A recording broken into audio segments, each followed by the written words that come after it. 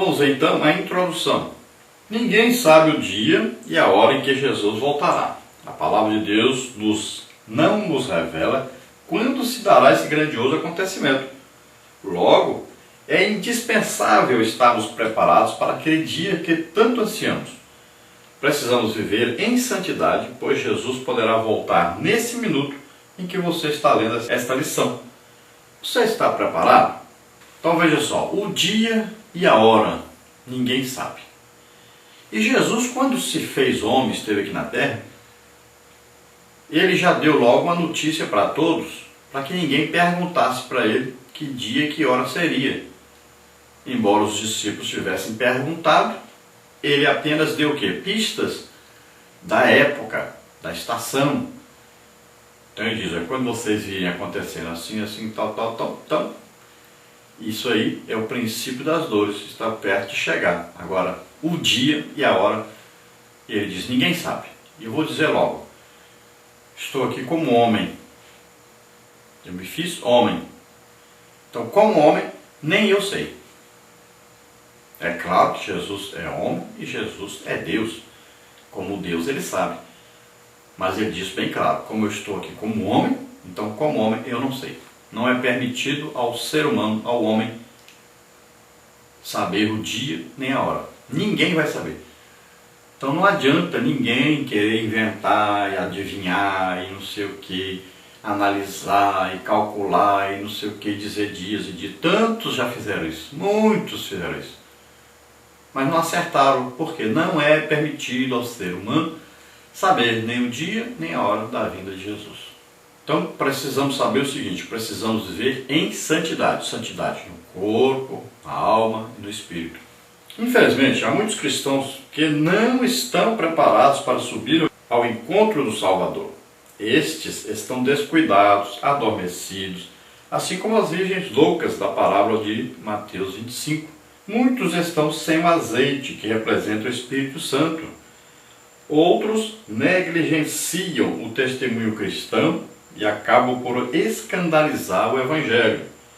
No entanto, a volta de Jesus será repentina.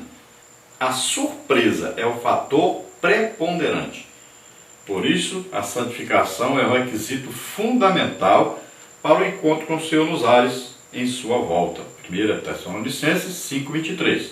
Então, podemos, olhando para a situação hoje, daqueles que nós chamamos igreja, então das pessoas que frequentam a igreja, que estão no hall de membro das igrejas, olhando a situação de cada um, então a gente vai conversando com as pessoas, a gente vai vendo a atitude das pessoas, a gente vai reparando a falta de compromisso das pessoas com a palavra de Deus, com a obra de Deus, né?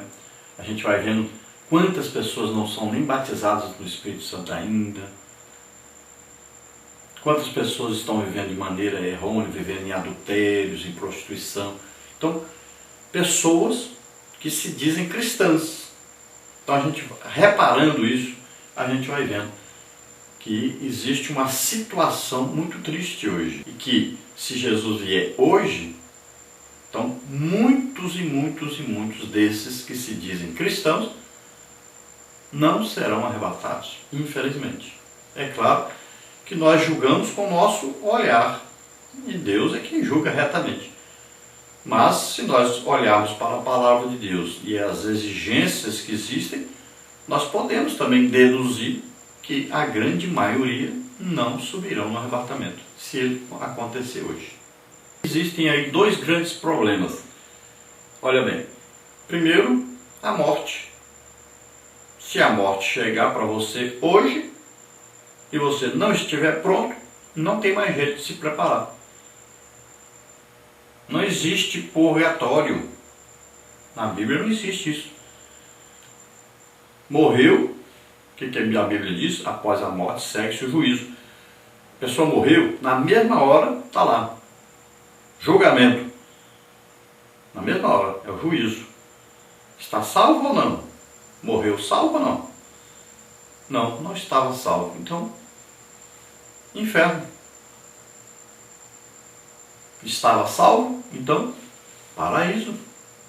Na mesma hora. Mesmo segundo, morreu, pronto. Tem gente que fica ali, passa a noite, o defunto lá, e a pessoa acha que está ali a pessoa, mas não está. Morreu na mesma hora. Tem o julgamento. É um juízo. E aí é decidido. A alma e o espírito, a gente não vê, a gente está vendo o corpo da pessoa que morreu. Então a alma e o espírito já foi para o seu destino. Ou foi para o inferno, ou foi para o paraíso. Se foi para o inferno, só sai de lá no dia do juízo final, do trono branco, para ser lançado no lago de fogo e enxofre. Se morreu salvo, então está no paraíso, esperando a vinda de Jesus, porque quando Jesus vier, essa pessoa será transformada no corpo glorioso, no corpo espiritual, o corpo celeste, e subirá no arrebatamento, para viver eternamente com o Senhor. Então a santificação, corpo, na alma e no espírito, é aí importantíssimo e é o principal para que nós possamos ser arrebatados. Passo número 1, aguardando a volta do Senhor. Então nós vamos ver aí o tópico 1, com fé e vigilância, tópico 2, cheio do Espírito Santo, e o tópico 3, em santidade e em amor. Vamos ver tópico 1, com fé e vigilância. Jesus exortou os discípulos a serem vigilantes. Ele afirmou: vigiai, pois, porque não sabeis a que hora há de vir o vosso Senhor. Mateus 24, 42. Por não sabermos a data da segunda vinda de Jesus, temos de ter uma conduta ilibada em nosso dia a dia. Temos que aguardar a volta de Cristo com santidade e com o coração repleto de fé. Precisamos também desejar a volta de Cristo como os crentes de Tessalônica. Eles ficaram tão convictos e anelantes ante a mensagem que os missionários lhe pregaram concernente à segunda vinda de Cristo, que entendiam que a mesma ocorreria naqueles dias, enquanto estavam vivos. 1 Tessalonicenses 4, 15 e 17. Então a exortação de Jesus é vigiai. Por quê? Porque você não sabe o dia nem a hora. Se nós soubéssemos o dia e a hora, o que aconteceria? Se nós soubéssemos o dia e a hora, nós ficaríamos de repente muito santos. Mas porque não sabemos o dia e a hora, a gente vive relaxadamente, como se Jesus nem viesse. E assim tem muita gente vivendo. Então é preciso estar todo dia pronto. Todo dia ansiando pelo noivo, desejando o noivo. Então a noiva, ela tem que saber, o noivo espera que ela seja uma noiva irrepreensível. Qual noivo voltaria, viajaria para um lugar distante e lá ele ficasse sabendo que a noiva andava de festa em festa, andasse conversando com rapazes e mais rapazes? Qual noivo voltaria para buscar essa noiva? Então o noivo espera que a noiva esteja vivendo em santificação, separação para Deus, consagração a Deus. Veja bem, o noivo deseja que a noiva seja pura, irrepreensível. A noiva não pode estar em contato com os inimigos do noivo. A noiva não pode estar amando as coisas que o noivo odeia. Então a noiva tem que estar o quê? Amando a vinda do noivo, esperando ansiosamente pela vinda desse noivo. Os Tessalonicenses, eles ficaram ansiando, desejando tanto a vinda de Jesus que eles achavam, tinham certeza, vai vir hoje. Todo dia eles acordavam e diziam, é hoje. E aconteceu lá um problema. Tinham alguns que diziam que eles já estavam vivendo na grande tribulação, porque eles eram muito perseguidos devido à sua fé. E devido a tanta perseguição, eles acreditavam que nós já estamos vivendo na grande tribulação. Jesus já está vindo, mas eles acreditavam que ele estava vindo já naquele período que é depois da grande tribulação, onde todo olho veria, né? Então eles já estavam achando que estavam vivendo na grande tribulação. E Paulo então vai escrever para eles corrigindo isso, dizendo para eles, olha, mas nem apareceu ainda o anticristo, hein? Como é que vocês estão achando que já estão vivendo durante a grande tribulação? Então Paulo explica para eles, e ainda é necessário que o anticristo apareça, que ele engane aos judeus, engane a todo mundo, depois que ele ainda faça abominação lá no templo, faça guerra contra os santos. Então é preciso acontecer um punhado de coisa ainda. Os juízos de Deus serão derramados sobre a terra, para depois ele vir como vocês estão acreditando nessa vinda aí. Então não começou a grande tribulação ainda não. Então é isso que Paulo estava explicando para eles. Paulo não deixou de dizer que Jesus poderia voltar a qualquer momento. Mas o que ele estava dizendo aí é que da maneira que os tessalonicenses estavam acreditando, não estava correto. Que eles não fossem enganados pensando que a vinda de Jesus desse jeito aí, como no final da grande tribulação, fosse uma coisa que realmente estava acontecendo e que estava esperando, porque estava errado essa maneira de pensar. Então no tópico 1 aí fala da vigilância, vigiai, está pronto para a vinda do Senhor. No tópico 2 fala cheio do Espírito Santo. Jesus ensinou a parábola das 10 virgens, Mateus 25, para mostrar o que significa estar pronto para o seu retorno. Com esta parábola também aprendemos que cada um de nós é responsável diante de Deus por sua condição espiritual. As virgens prudentes representam os crentes fiéis que esperam a vinda de Jesus em santidade e cheios do Espírito Santo. As prudentes tinham azeite em suas vasilhas. Este azeite representa a presença do Espírito Santo. As virgens loucas ou imprudentes tinham azeite, mas era pouco. Suas lâmpadas logo se apagariam, Mateus 25:8. As loucas representam os crentes descuidados quanto à vinda de Jesus, o noivo, e que permitem que a chama do Espírito se extinga. E tendo elas ido comprá-lo, chegou o esposo, e as que estavam preparadas entraram com ele para as bodas, e fechou-se a porta, Mateus 25:10. Sem a presença do Espírito Santo, é impossível o crente esperar a vinda de Jesus de forma santa. Então veja bem, aqui fala ser cheio do Espírito Santo. O que é ser cheio do Espírito Santo?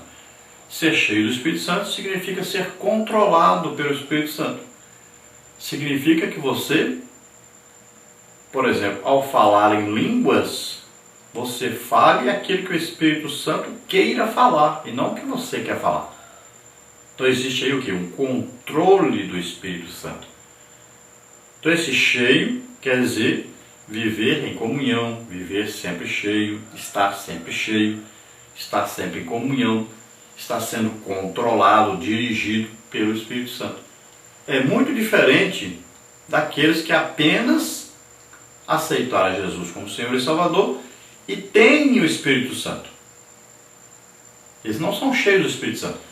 Eles têm o Espírito Santo, mas quem está no controle é a própria pessoa, não é o Espírito Santo. Olha só que grande diferença.